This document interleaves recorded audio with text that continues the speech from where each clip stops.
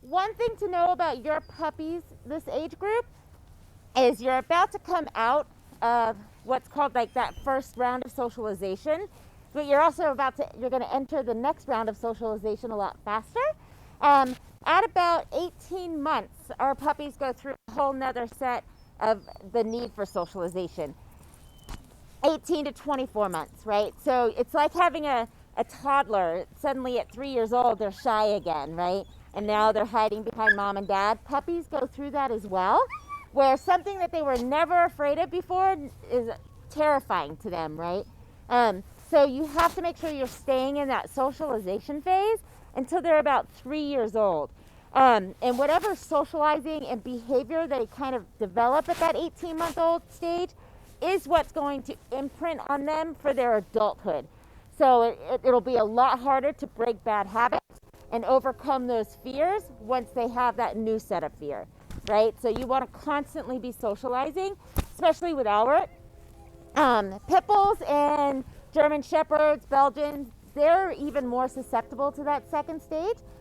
So they can develop fear of dogs, or an anxiety around dogs, or a genuine dislike of other dogs. So you want to make sure that you are kind of harnessing in on that and staying on top of it at that point, right? So right now, you're going to set that basics and those foundations that you have the control over them. So it's a lot easier to go through that second stage of socialization. So if any of you adopted your puppies when they were super young, they were fearless, right? They looked at stairs and they're ready to jump down and tackle them. That second stage of socialization, when they develop those fears, it's more intense, right? So you have to work a lot harder. So now you want to get to the point where you have their focus, you have their attention to get them through it. So make sure you are getting them out and about and in as many different places and meeting as many different people and other dogs as possible where they're comfortable now, right? So everybody here, I'm assuming your dogs have sit, and I know this guy does, that you're comfortable with. It doesn't matter where you are. You can ask them to sit. They're going to sit. And how about down? Do you all have that too? We do not. Okay. All right. So let's take a few minutes and work on down. And then we'll jump right into the next thing, which is what I like to call the puppy push-up, where you're going to do a sit-down sit. I make my dogs do that every morning before I put their food down. And it's just something to keep them in that kind of focused mind and always in training mode, right? Training should always be fun, positive, so you do fun things when they learn a little thing and you can link them. So with your sit, hi. You are going to take a yummy treat. And since you're sitting right in front of me, we'll use you. And you're going to put the treat in front of their face. You're going to go drop down right in front of them. Yeah. Good job. I know. And then when they're watching the treat, you're going to just slowly pull it out in front, but don't go too quickly. If you want to have the yummy. Sit.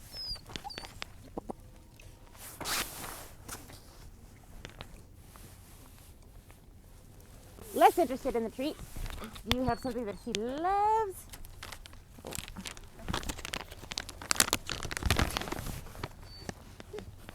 I know.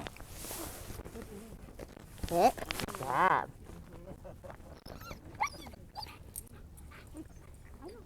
Come on.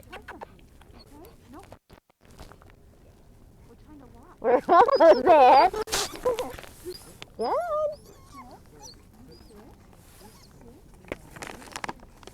There it is. Good job.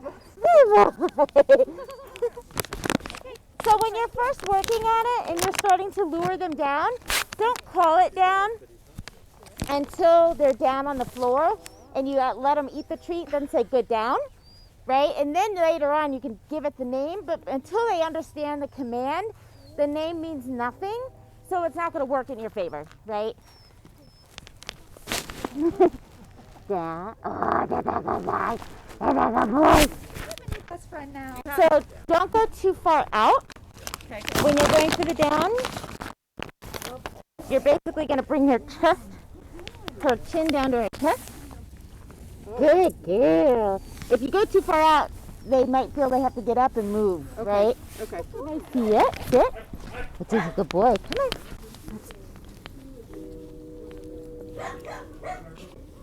Oh, that's a good boy. Get down. Good job. Oh my goodness, look at you. He doesn't do as well with it outside, and the distractions are definitely good for him. Yeah, so that's He where. keeps popping up. Yep. So it's because it's putting them in a vulnerable position too, right? Sit. Sit. Good job. Thank you.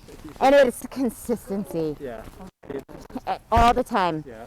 And Same. it's hard. If you have to, if she's super excited, especially in the house when she's not on a leash, right? Right. You're going to turn, sit, turn if you have to, and sit again.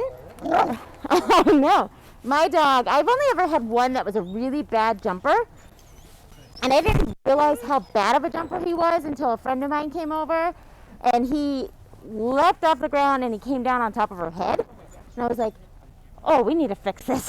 Yeah. And it took a good 6-7 months of just constantly sit, sit, sit. Nobody touches until he's sitting.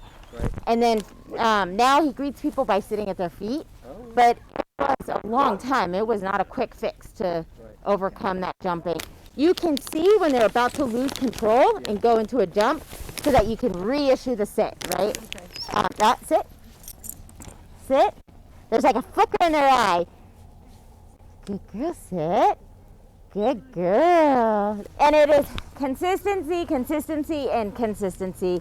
And it's probably, the no jumping or the stop jumping is probably one of the most frustrating parts of the dog training, right? Because you're like, why don't you get this? And it's because they're so excited. They can't help themselves. Stay is probably one of the hardest things to work on because it's not a natural thing for dogs. And come is also one of the hardest things for dogs, right? Which is also the most important command. So we're not going to get to come right away, but we're going to do a couple of other things along the way that I like to use as basically a check-in tool when you're trying to get your dog to come to you when you're not screaming come all the time, right? Because when you say come, you should want your come and your recall to be 100% reliable. So we want it to be not something that's used for everything, right? So if you're calling your dog inside from the yard and you're saying come so that you can lock them up and look for work, that's sucky for them, right? So they're going to have to decide whether or not they want. Oh, and come is like you open your front door, your dog accidentally jumps out the front or slips out the front door, starts taking off down the street, they're off, cars coming by, and you say come, you want your dog to not second guess it, right? They want your dog to turn around, come back to you in that moment, no questions asked. So one of the things I like to use is a command called touch, which obviously you'll just get into working on later. But you're just going to put your treat in between your fingers, and you're going to say touch. And it's an instant reward for them, right? Because all they have to do is come take the treat out of your hand, and that's the command, right? So the kind of like the command touch is kind of a general use-all. It's great for like if you're off-leash hiking and you just want to get your dog to come check in with you, like, hey, let's just make sure we're still in communication, we're on the same trail, I know where you are, you know where I am, and you just say, touch, good job, right? And that's all you're doing. They're just coming to your hand. They don't realize that they're coming to you for any other thing than coming to get a treat out of your hand. But it's great because you're not going to take them in. You're not going to have them stop doing what they're doing. If they're out playing, they're having a great time. It's literally just checking in with you.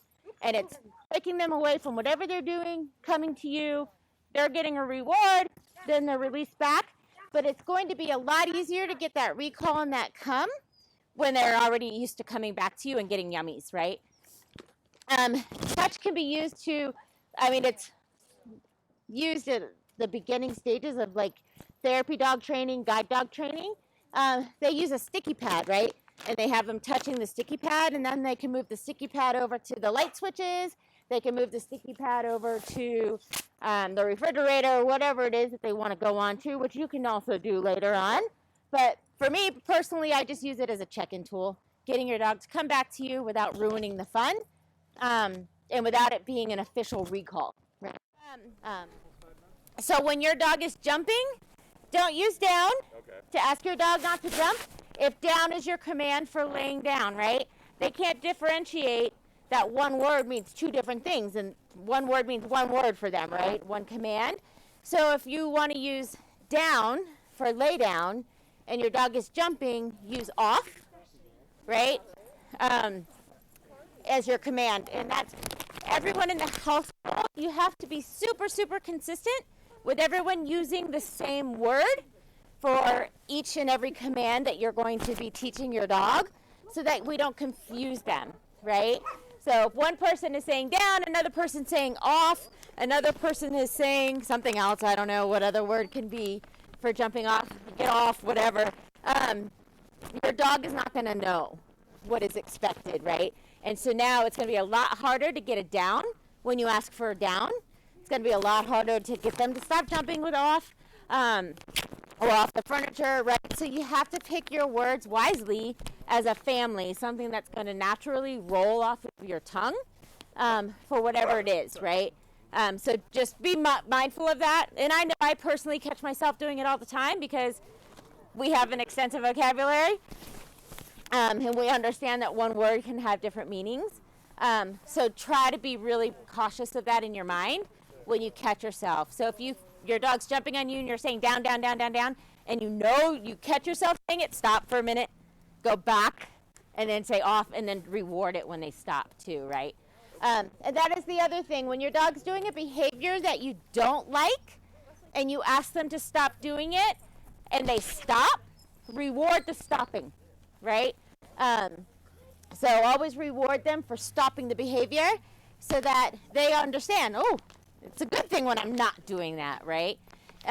So in their minds, they got a reward. In our minds, we're kind of confused by that sometimes, right? Like, am I rewarding the bad behavior when I'm giving them a treat when they stop doing it? But you're not, because you're giving them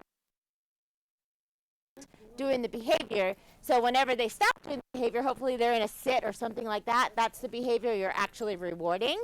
And that's what they get imprinted on, right? They got the treat because their butt's on the floor. So kind of think of it that way in their minds, because the treat marks the behavior. So when they stop doing the behavior, they go into a good behavior. That's when you're rewarding it. But make sure you do it every time, right? And with that too, right now we're giving lots and lots of treats. I am very, very big on not letting our dogs get overweight. So make sure that if you're not using their food as their reward for training, that you are cutting back on their food. So maybe if you're feeding 1 cup twice a day, go to 3/4 cups twice a day to kind of compensate for all the extra treats that they're getting too. So just kind of be mindful of that in your minds. Because overweight dogs can have lots of other issues later, such as bad joints, dysplasia, ACL tears. It can lead to a lot of other problems later on, as well as just overall bad health, right? So we want to just make sure we're being mindful of how much we're feeding and their body weight.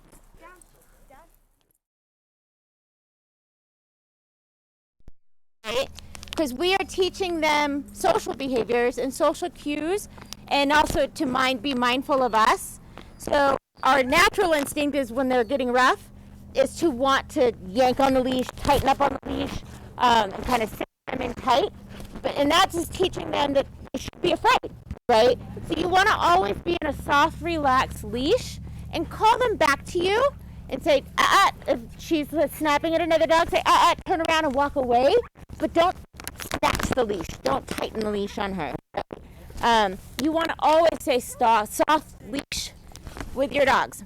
It's also going to help too when we work on non-pulling on the leash and working on that behavior as well. So instead of yanking on her leash and trying to get her back, use your recall, use the touch, use the look. And that way you could say in a soft leash, touch, girl, and kind of pull her out of that situation, right? Because we don't want to develop leash reactivity. And if every time they're wrestling and then we yank on the leash and bring them back, they're going to be like, oh man, wrestling with other dogs or meeting other dogs when I'm on a leash, mom and dad think is bad. So I should be weary of those other dogs on the leash, and right? So you want to stay soft leashed at all times. Now, there may be situations where another dog is actually aggressive and you need to tighten up your dog for their protection. That's different. That's a one-off situation, right? But try to recall them back to you or bring them back to you using touch or something like that just to get them out of a situation. And then you can walk away or pull away, right?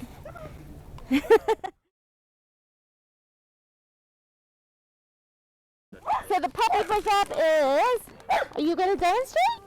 Yeah? All right. Ready? Look. Good boy. Down. And sit. Good job. Ready? Look. Sit. Down. And sit. Oh, good job. We'll do another push-up. Down. Up. Sit. Down. We're going to do a couple of them. Down. Sit. Down. Good job. Sit. Good job. And it's going to be the stand command, right? So stand. Good job. And you're basically, if they're in a sit position or down position, you're going to take the treat out away from their nose just a touch so they have to stand up, right? So if you've ever gone to your vet, I'm sure which you should be almost done, if not completed with your vaccine series by now, our dogs like to sit when they go in the vet, right? And they need to examine them, they poke them in their hind area, or take a temperature in the hind area where they lock down in that sit position, and suddenly they have weights on their ankles. I mean, there's no getting them up from that, right? So let's work on teaching them a up or stand command so that you can tell them to stand up in the vet, right? And to get them comfortable with that so it's not scary. And they're not planting their butt on the floor. And your vet will be like, huh, this is awesome. Your dog's upright and I can do all my exam. So that's another fun one too. He really does have a leap to him. Yeah, he does. Sit. Sit. Ah, sit. Look. Stand. Stand. Good job. So what I'm going to have you do,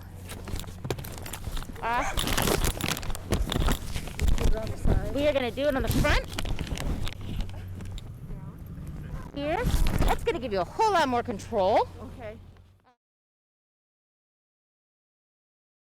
And you're going to go walk backwards, essentially. Let me find a valuable treat. That's more exciting than the dogs.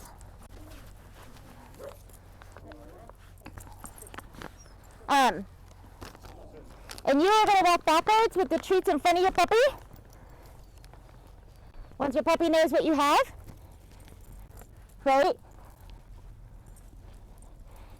And then you'll do a random stop, sit. Sit. Sit. Good boy. Thank you. And then we're going to walk again. Okay, let's go. You're going to keep the leash. Again, try not to tighten up on the leash because it also makes pulling a lot more fun. Let's go. Good job. Let's go. Stay with me. I know. All these doggies are so exciting. Let's go. Sit. Sit. Sit. Sit. Thank you. Good job. Ready? Let's go. Let's go. Oh, that's a good job. Good job. Good job. And sit. Look. Look. Look. Hey, look. Look. Good boy. Good boy. Yes, good job. Let's go. Let's go. Let's go. Good job. Thank you. So you will probably benefit from kettle pot dogs to really get his attention. Because, really, he's like not as excited about the homecoming cooker, not as excited about the treats as he is about all the other dogs, right? So he's so play motivated and the dog motivated that it's hard to keep him focused. He's like, oh, whatever, I did it like once. Let me just go play now, right? So you have to keep upping the ante to keep his focus, right? Because you need to be more exciting than the other puppies. Really hard to do when you have a playful puppy, right? So you lock it in at home where you have his attention and his focus, and then you start to build up your distraction level. So if it's every now and again you have 2 or 3 people walking up and down your street, then you go sit out on your sidewalk and you work on it, right? And then you go to an outdoor park where there's more people, and you just stay in the parking lot and work on it, right? But there's people coming and going. You can even build up to going to standing on the outside gate of a dog park, right? And then you work on it because there's all the dogs running around inside. And then you also have here. So here, basically, it's me just telling you what it is that you're going home to work on, right? Because we're not going to have their undivided attention in this group setting, right?